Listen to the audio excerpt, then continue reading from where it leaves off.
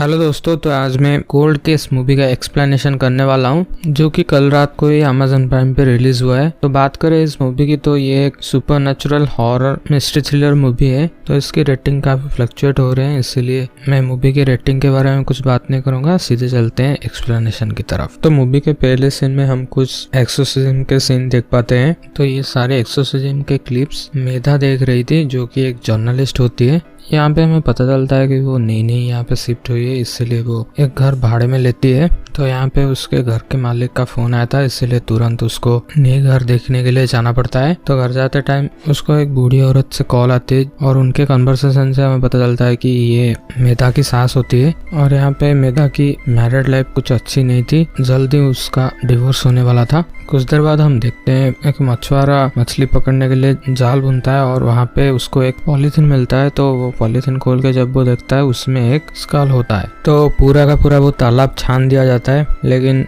पूरा का पूरा बॉडी मतलब स्केलेटन उसका नहीं मिला था, सिर्फ वो खोपड़ी मिला था। तो ये खबर जल्द ही सोशल मीडिया पे और मीडिया चैनल वाले सब कवर करने लगते हैं, इसीलिए इस केस के ऊपर बहुत प्रेशर होता है। तो इस केस के लिए कमिश्नर यहाँ पे एसीपी सत्यजीत को अप्रोच करता है ये केस लेने के लिए। तो यहाँ पे दो पुलिस वाले बात कर रहे थे कि ये खोपड़ी जो है वो एक लड़की की हो सकती है। और यहाँ पे वो पुलिस वाला बोलता है कि करीब 2 साल पहले किसी मिनिस्टर का बेटा एक लड़की को चाहता था और वो मिनिस्टर उस रिश्ते के खिलाफ था, इसलिए वो लड़की आके पुलिस कंप्लेन की थी। उसके बाद वो लड़की गायब सी हो गई, मतलब उसका कुछ पता नहीं चला। और यहाँ पे वो पुलिस वाला ये भी बोलता है कि ये जो नदी का किनारा है वो उस मिनिस्टर के बेटे का अड्डा हुआ करता था। तो दूसरी तरफ हम देखते हैं मेधा यहाँ पे वो नया घर देख रही थी। तो यहाँ पे मेधा की माँ की तरफ से उसको एक कॉल आता है और यहाँ पे हमें पता चलता है कि मेधा की एक बेटी है जिसका नाम होता है चिन्नू। उसके बाद सत्यजीत और उनकी टीम यहाँ पे फॉरेंसिक डॉक्टर के पास जाती है। तो यहाँ पे रिपोर्ट देख के डॉक्टर बोलते हैं कि ये एक फीमेल की बॉडी हो सकती है और उसकी उम्र करीब 20 से 30 साल की होगी और मौत करीब 2 साल पहले यानी कि 2019 सितंबर या फिर अक्टूबर के महीने में होगा। तो यहाँ पे सत्यजीत की टीम में होती है नीला और जियाद। तो यहाँ पे सत्यजीत उनको एक टास्क देता है 2 साल में जितने भी मिसिंग केसेस स्पेशली फीमेल में वो सारे केसेस वो इकट्ठा करे और वो मिनिस्टर का लड़का वाला जो कांड था उसको भी रीओपन करे। तो मेधा यहाँ पे अपना पुराना घर जाती है अपने बेटी को लाने के लिए। तो यहाँ पे चिन्नू का एक फेवरेट डॉल होता है जो कि उसकी मासी ने उसको गिफ्ट किया था। और यहाँ पे हमें पता चलता है कि माधी की बहन अब इस दुनिया में नहीं है, तो उनके घर के लिए माधी और उसकी बेटी और उसके साथ उनका और एक मेड उनके साथ चलती है। नेक्स्ट सीन में हम देखते हैं मेधा एक वकील के पास गए थे जिसका नाम होता है हरिधा। तो यहाँ पे वो चिन्नू की कस्टडी के लिए और अपना वो डिवोर्स के लिए उनके साथ बात कर रही थी। तो यहाँ पे 2 साल के अंदर करीब 5434 केसेस रजिस्टर हुए हैं, उसमें से 627 फीमेल के केसेस है, उसमें से 579 लोगों की बॉडी मिल चुकी है। तो सब कैलकुलेट करके पता चलता है कि 228 केसेस और है जिनका बॉडी नहीं मिला है और इसमें से 25 to 30 एजेस के ग्रुप में आते हैं 37 केसेस। तो यहाँ पे सत्यजीत बोलता है कि उस 37 केसेस में विक्टिम का जो भी फोटो और जो भी डिटेल्स मिले जल्द से जल्द इकट्ठा करें ताकि ये लोग यहाँ पे उस फोटोज का रेफरेंस लेके स्कल का एक डिजिटल कंस्ट्रक्ट कर पाए, मतलब डिजिटल वो कंस्ट्रक्ट कर पाए कि उस स्कल का चेहरा कैसा हो सकता है। तो सीन शिफ्ट हो गया, हम देखते हैं मेधा को और यहाँ पे उसको उस वॉश बेसिन में बहुत सारे बाल मिलते हैं जो कि उसे अजीब लगता है क्योंकि उस घर में बहुत दिनों से कोई रह नहीं रहा था। फिर यहाँ पे हम देखते हैं महेश को जो कि वही स्कल को लेके उसका एक डिजिटली कंस्ट्रक्ट करने का चेहरा कंस्ट्रक्ट करने का कोशिश कर रहा था। फिर यहाँ पे सीन शिफ्ट होकर हम देखते हैं रात को मेधा के घर में कुछ अजीब सी घटना होने लगती है। तो उन लोगों के सोने के बाद अचानक से घर में पानी भर जाती है। कुछ देर बाद मेधा जब चेक करने जाती है तो वहाँ पे वो मेड आके बोलती है कि उसको किसी के रोने की आवाज सुनाई दे रहा था। ये सब पहले तो मेधा नजरअंदाज कर देती है, लेकिन बाद में उसको भी थोड़ा डर लगने लगता है। कुछ देर बाद हम देखते हैं सत्यजीत के अंकल आए थे उससे मिलने के लिए, इनका नाम होता है चंद्रभानु।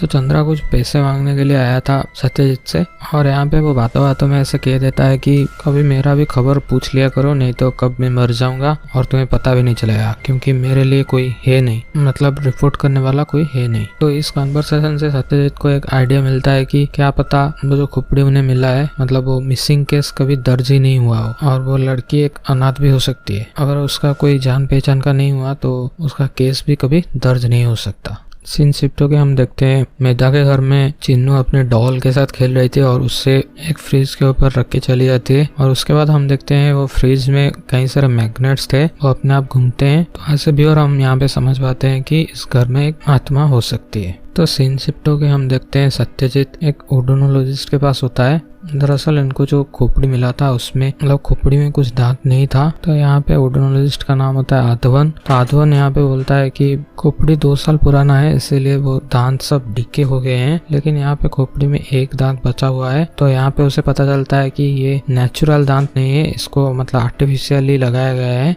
इसीलिए वो दांत अभी तक डिके नहीं हुआ था। और यहाँ पे आधवन सत्यजीत को सजेस्ट करता है कि वो दांत में जो भी मटेरियल है उससे वो लोग पता कर सकते हैं कि कौन सा हॉस्पिटल में इस मटेरियल का दांत लगाया जाता है। फिर सत्यजीत यहाँ पे अपने टीम को बुला के 2 साल के अंदर वो पर्टिकुलर मटेरियल से जितने भी लोग दांत लगाए हैं, आर्टिफिशियल दांत लगाए हैं, उनका एक लिस्ट बनाने के लिए बोलता है। और स्पेशली जो फीमेल हो तो मेडिकल से उन लोगों का कॉन्टैक्ट नंबर लिया जाए और उनको एक एक करके फोन किया जाएगा। जो भी कॉल रिसीव नहीं करेगा वो उनका विक्टिम हो सकता है। फिर यहाँ पे हम देखते हैं मेधा अपने ऑफिस में एक दोस्त के साथ बात कर रही थी कि उसके घर में कई सारे अजीब घटनाएं ये सब हो रहा है। तो यहाँ पे उसका दोस्त सजेस्ट करता है कि वो ज़ारा के पास जाए, जो कि स्क्राइंग प्रक्रिया का इस्तेमाल करती है और एक तरह का पैरानॉर्मल इन्वेस्टिगेटर होती है। तो मेधा यहाँ पे ज़ारा के पास पहुंचती है और ज़ारा को ये सब कुछ कहती है। लाइक उस दिन वो पानी भर गया था उनके कमरे में और फ्रिज में से हमेशा अजीब सा बदबू आता है और फ्रिज में रखा हुआ खाने में भी कीड़े मकोड़े सब चलते हैं, मतलब खाना खराब हो जाता है।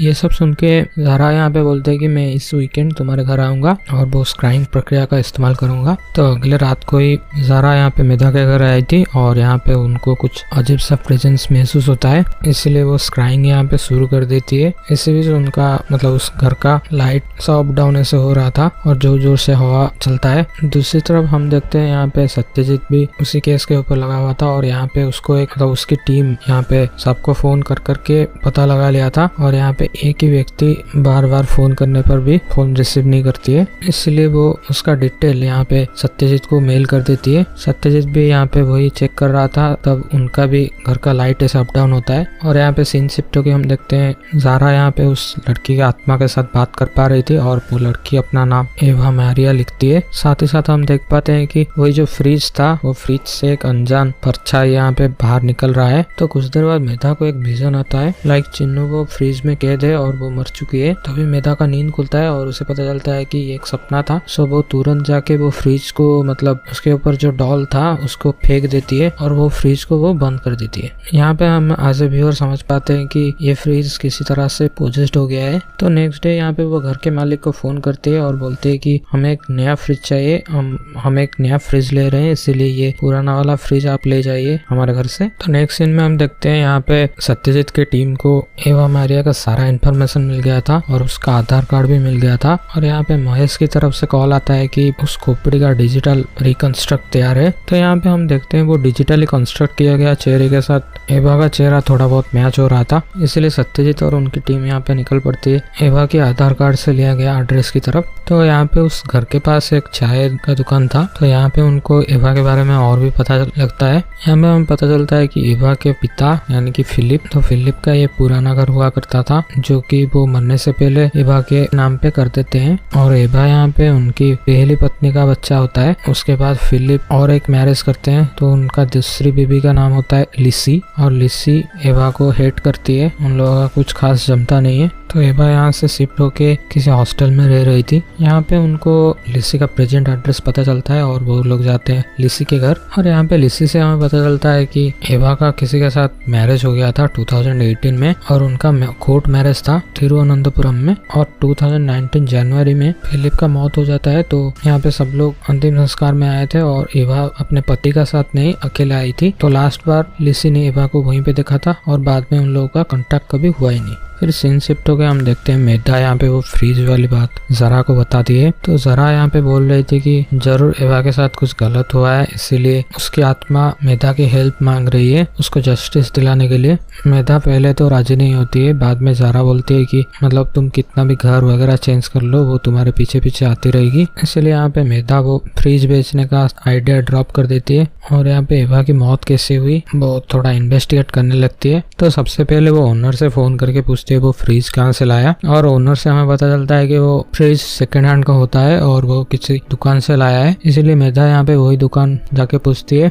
वो फ्रिज 2 साल पुराना है, इसीलिए वो दुकान वाले को याद ही नहीं है किसने वो फ्रिज उसे बेचा था। यहाँ पे सीन शिफ्ट होके हम देखते हैं सियात को, जो कि सत्यजीत को एक इन्फॉर्मेशन देने आया था। तो एवा का फोन उसके मरने के बाद भी एक्सेस हुआ है और यहाँ पे लास्ट एक्सेस हुआ है उसका वाराणसी में और अप्रैल 2020 में उसका लास्ट एक्सेस हुआ है। फिर यहाँ पे हम सीन शिफ्ट होके देखते हैं मेधा यहाँ पे फेसबुक पे एबा मारिया नाम के जितने भी अकाउंट्स थे वो उन सबको वो सर्च कर रही थी और यहाँ पे उसकी बेटी चिन्नू कुछ कार्टून चैनल वगैरह देख रही थी।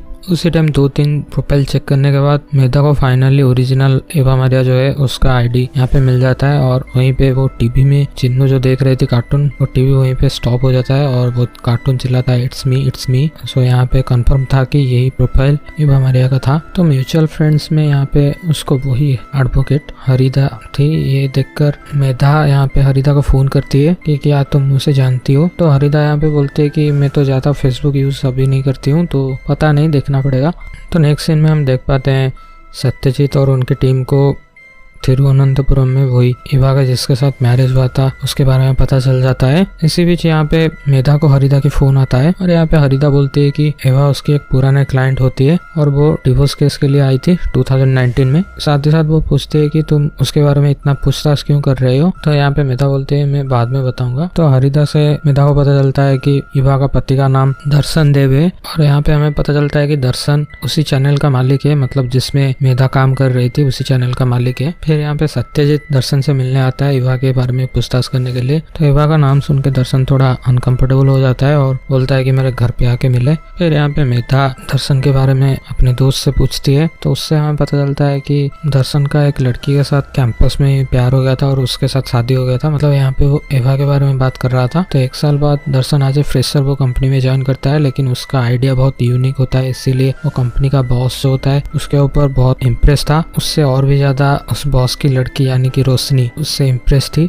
फिर वो अपनी पहली पत्नी यानी कि मरिया से डिवोर्स करके अभी रोशनी के साथ है, साथ ही साथ इस कंपनी का मालिक भी हो गया है। फिर सिंसिप्ट होके हम देखते हैं सत्यजीत यहाँ पे दर्शन के घर गया था और यहाँ पे भी दर्शन अपना वो स्टोरी बताने लगता है कैसे मरिया से उसका शादी हुआ और बाद में उन लोगों का ख्याल मिला नहीं और उन लोगों का डिवोर्स हो गया। उसके बाद ये लोग कांटेक्ट में भी नहीं है। तो यहाँ पे हमें और भी बात पता चलता है कि वो पास में किसी बीपीओ कंपनी में जॉब कर रही थी और पास ही में किसी हॉस्टल में वो रहती थी। मतलब दर्शन से डिवोर्स के बाद ये सब हुआ, लेकिन दर्शन के साथ शादी के वक्त वो लोग एक भाड़े के घर में रहते थे और शादी के दौरान ही एवा के पिता यानी कि फिलिप उनका 4.5 करोड़ का प्रॉपर्टी एवा के नाम पे कर दिए थे। तो सत्यजीत यहाँ पे वो भाड़े का घर का पता पूछता है। तो कुछ देर बाद यहाँ पे सत्यजीत को अध्वन का फोन आता है। तो अध्वन यहाँ पे बोलता है कि ये केस को देखकर उसे और एक केस याद आ रहा है। करीब 2 साल पहले कन्याकुमारी के किसी पास के इलाके में एक बॉडी का हाथ मिला है, मतलब खाली हाथ ही ऐसे चॉप्ड करके मिला है, बॉडी के और भी पार्ट्स मिसिंग है। इसीलिए वो उसे सजेस्ट करता है कि वो हाथ का और खोपड़ी का डीएनए टेस्ट करे। अगर वो मैच हो जाए उनको पता चलेगा कि वो सेम ही पर्सन का है। तो अगले दिन यहाँ पे वो कन्याकुमारी के पास वाले पुलिस स्टेशन से उनको वही डाटा मिल जाता है, वो जो बॉडी का हाथ मिला था। और यहाँ पे उनको और एक बात भी पता चलती है, उस हाथ के नाखून में बहुत सारे बाल पाए गए थे जो कि हो सकता है खूनी का हो, क्योंकि वो बाल और ये हाथ का डीएनए मैच नहीं हुआ। सीन शिफ्ट होके हम देखते हैं मेधा को। तो वो वही बीपीओ कंपनी में जाके पूछती है एवा के बारे में। तो यहाँ पे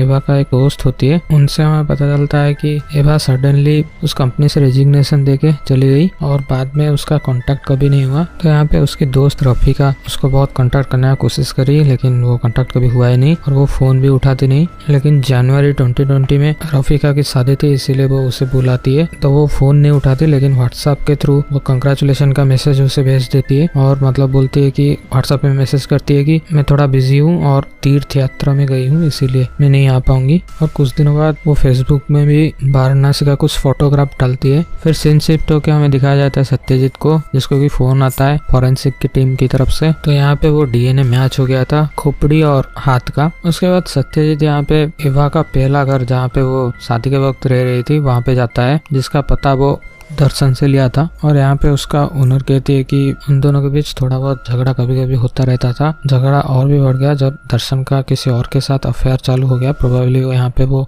रोशनी के बारे में कह रही थी। और लास्ट बार वो उसे सितंबर के महीने में देखी। उसके बाद ना ही वो कॉल उठाती है ना ही कुछ। तो लास्ट बार जब उसने देखा था तब बहुत बारिश हो रही थी और यहाँ पे वो किसी के साथ कार में जा रही थी और गाड़ी एक औरत चला रही थी और उसका शॉर्ट हेयर था। तो कुछ देर बाद फॉरेंसिक डिपार्टमेंट में जो वो नाखून से बाल मिला था उससे पता चलता है कि वो बाल एक फीमेल का हो सकता है। इसके बाद मूवी में एक सॉन्ग चलता है और हम सब फ्लैशबैक देख पाते हैं क्या क्या हुआ है, कैसे इवा की दर्शन के साथ शादी हुआ और शादी के बाद फिलिप ने अपना जायदाद सब इवा के नाम कर दिया था। दरअसल इवा का एक नुकीला दांत होता है। दर्शन हमेशा उस दांत को लेकर उसके साथ मजाक किया करता था। तो यहाँ पे हम देखते हैं उसके बाद वो उस दांत को निकाल के वहाँ पे एक आर्टिफिशियल दांत लगा देती है। तो यहीं से तो केस की शुरुआत हुई है। ओके, तो गाना खत्म होने के बाद हम देखते हैं मेधा को, जो कि इवा डिवोर्स के बाद जहाँ जो हॉस्टल में रह रही थी वहाँ पे पूछताछ करने के लिए गई थी। और यहाँ पे हम एज ए व्यूअर देख पाते हैं कि उसको कोई फॉलो कर रहा है। कुछ देर बाद हम देखते हैं सत्यजीत और उनकी टीम भी वहाँ पे आ गई है पूछताछ करने के लिए। और यहाँ पे हमें पता चलता है एवा काम छोड़ के यहाँ से अचानक चली गई और उसका कुछ सामान रह गया था। तो एवा खुद ना आके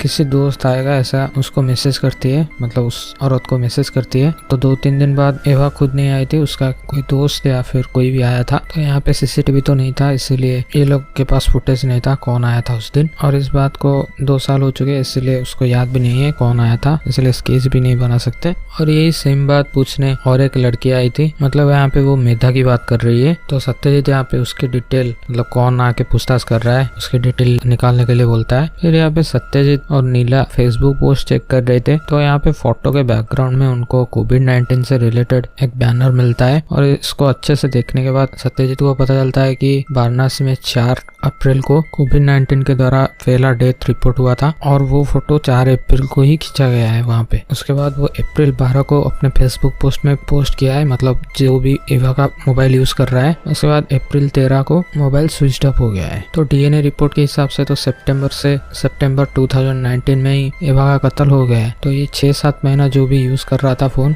इसका मोटिव क्या था? तो उनका लास्ट बेस्ट चांस होता है कि अप्रैल 13 के बाद मतलब लॉकडाउन हुआ था। सो वाराणसी से जितना भी स्पेशल बस तीर्थ यात्रियों के लिए जो स्पेशल बस होता है, लॉकडाउन के चलते जितना भी अप्रैल 13 के बाद 2-3 दिन के अंदर, मतलब अप्रैल 13 से 15 तक जितना भी बस आया है वाराणसी से केरला तक, उनका सब लिस्ट और जितने भी पैसेंजर है उनका सब लिस्ट निकालने के लिए सत्यजीत बोलता है। तो उस लिस्ट में से एक नाम इवा मारिया का था, मतलब किलर यहाँ पे उसका नाम इस्तेमाल कर रहा है। यहाँ पे सत्यजीत को अपने अंकल का भी नाम दिखता है वही सेम बस में, इसलिए वो तुरंत उनके पास जाता है और उनको इवा का फोटो देख के पूछता है क्या है ये वही लड़की है, मतलब उस दिन जो ट्रैवल किए थे ये वही लड़की थी। सो चंद्रभानु यहाँ पे मना कर देता है कि ये वो लड़की नहीं है, उसको अभी उसका चेहरा ठीक से याद नहीं है, लेकिन कुछ महीने पहले वो लड़की उससे मिली थी और वहाँ उसे कुछ पैसे देके जाता है, जब याद आए मुझे कॉल कर देना कह के। फिर सत्यजीत एक कॉन्फ्रेंस बुलाता है, मतलब किलर ने किससे क्या किया और उसका मोटिव क्या था वो सब बातचीत करने के लिए। और यहाँ पे सत्यजीत का इंस्टिंक्ट बोल रहा था कि ये कत्ल पैसों के लिए किया गया है। मतलब शादी के बाद जब फिलिप ने एवा के नाम पे 4.5 करोड़ का प्रॉपर्टी छोड़ के गया था, तो होना हो वो पैसे हड़पने के लिए कोई उसे मार दिया है, क्योंकि इवा का अब इस दुनिया में कोई नहीं था अपना और उसके ज्यादा फ्रेंड्स भी नहीं थे। सो किलर के लिए ये बात आसान था, मतलब वो जिंदा है ऐसा दिखाने के लिए वो हमेशा इवा का फोन यूज करके उसका व्हाट्सएप स्टेटस, फोटोज ये सब चेंज किया करती थी। मतलब जैसे कि लोगों को, कुछ ही लोग जो थे उसके कांटेक्ट में, उन लोगों को ऐसा लगे कि वो जिंदा है। और अराउंड फरवरी वो फेसबुक में ऐसा पोस्ट करती है कि, मतलब किलर ऐसा पोस्ट करती है कि वो एक तीर्थ यात्रा में जा रहा है। उसके बाद अप्रैल में वो वाराणसी का फोटो भी अपलोड करती है। उसके बाद अनफॉर्चुनेटली कोविड-19 आया जो कि किलर का प्लान का हिस्सा नहीं था। तो किलर ने यहाँ पे फोन को वहीं पे फेंक के वापस केरला चला आया। उसके बाद वो हॉस्टल वार्डन से फोन आता है और यहाँ पे सत्यजीत को पता चलता है कि मेधा ही एवा के बारे में पूछताछ कर रही थी। तो यहाँ पे मेधा और सत्यजीत का मतलब एक मीटिंग करते हैं। मेधा यहाँ पे जितना अभी तक उसे पता चला है वो सत्यजीत को बोलती है और वो भूत वाली बात भी उसको बोलती है। थोड़ी देर बाद सत्यजीत को अपने मामा की तरफ से फोन आता है और यहाँ पे उसका मामा बोलता है कि मैंने आज ही उस लड़की को कोर्ट के बाहर देखा है, मतलब वो एक एडवोकेट है। तो अभी तक तो आप समझ गए होंगे कि किलर कौन है। उसके बाद हमें ये फ्लैशबैक दिखाया जाता है हरिदा ने ये सब कैसे किया। तो यहाँ पे हम देखते हैं 2 साल पहले हरिदा का मतलब शॉर्ट हेयर था, जैसे कि वो घर का मालिक बोला था। सो उस दिन बहुत बारिश हो रही थी। यहाँ पे हरिदा एवा को इंसिस्ट करते कि वो उसके घर चले। तो ये था सितंबर 2019 और उसी दिन ही एवा ने सब घर के कागज रेडी किए थे उसे बेचने के लिए। उससे पहले एवा का डिवोर्स हो गया था और तब से वो हरिदा को जानती थी। और ये प्रॉपर्टी बेचने में भी जो वकील लगता है ये काम भी हरिदा यहाँ पे कर रही थी। और यहाँ पे हम देखते हैं हरिदा का फाइनेंशियल कंडीशन काफी वीक होता है। उसके बाद हम देखते हैं ये दोनों घर जाते हैं। यहाँ पे एवा बोलती है कि मतलब मेरे पास इतना सारा पैसा है लेकिन शांति नहीं है, सुकून नहीं है, ये सब कुछ बात कर रही रहती। पीछे से हरिदा आके एक वायर से एवा का गला चुप करके उसे मार देती है और मारने के बाद उसका बॉडी का छोटा छोटा पार्ट करके अलग अलग जगह में फेंक देती है। और यहाँ पे हम देखते हैं वो बॉडी का जो छोटा छोटा टुकड़ा किया था वो उसी फ्रिज में वो रखी थी,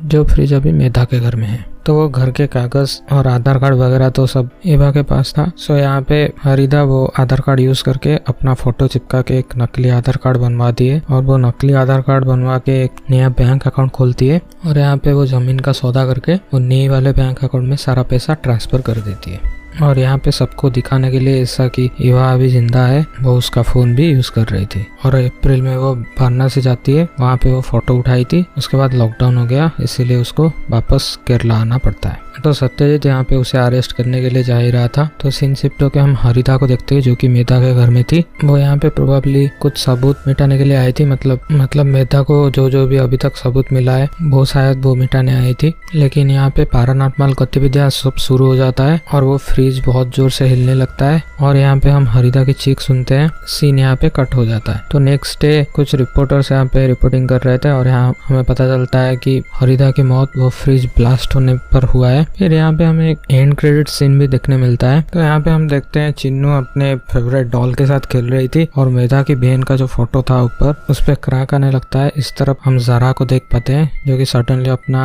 आंख खोलती है। मतलब अगर इसका नेक्स्ट पार्ट आता है तो मेधा की बहन का कैसे खून हुआ, अगर उसका नॉर्मल डेथ नहीं हुआ है तो कैसे खून हुआ वगैरह वगैरह हम शायद से नेक्स्ट पार्ट में देख पाएंगे। तो ये रहा मूवी का कंप्लीट एक्सप्लेनेशन। तो वीडियो काफी लंबा हो चुका है। तो एक्सप्लेनेशन अगर पसंद आया तो प्लीज इस चैनल को सब्सक्राइब कर देना। पहले तो प्लीज इस चैनल को सब्सक्राइब कर देना और इस वीडियो को लाइक कर देना। कुछ क्वेश्चन हो तो कमेंट कर सकते हो। मिलते हैं नेक्स्ट वीडियो में। Thanks for watching.